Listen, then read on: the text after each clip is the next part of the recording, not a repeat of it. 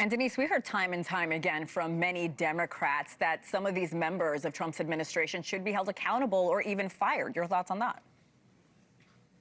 Yeah, I think accountability is really important. And it was, a little disappointing to see Mike Waltz sort of change his tune over the course of the night. I'm sure he's getting a lot of pushback internally that we're not going to see play out on the screen.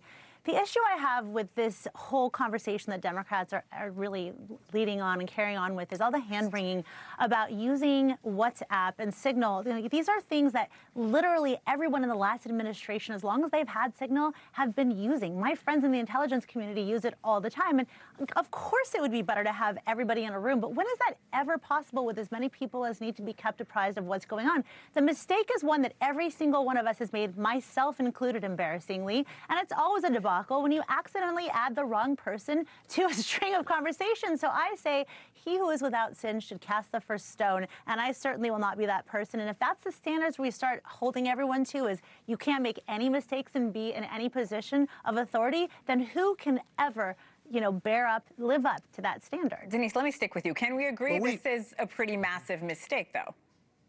Huge. Oh, listen, no way or shape, form, minimizing the enormity of this issue.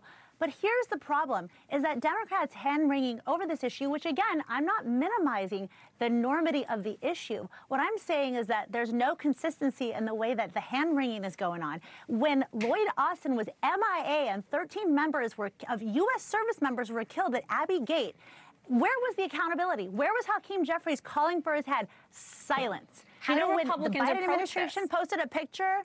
Yeah, I would say we all need to act the same. We need to remember that we should always elevate the conversation instead of throwing stones at everyone. And Republicans are just as much to blame for this. Listen, this is a game in Washington where we're fighting for votes. We're fighting for the hearts of American people. But the more honest we are about the facts as they are, which is that this was a mistake, and an egregious one, but a mistake nonetheless, that it could have happened to anyone, the more gracious everyone else will be with us when it inevitably happens to our side.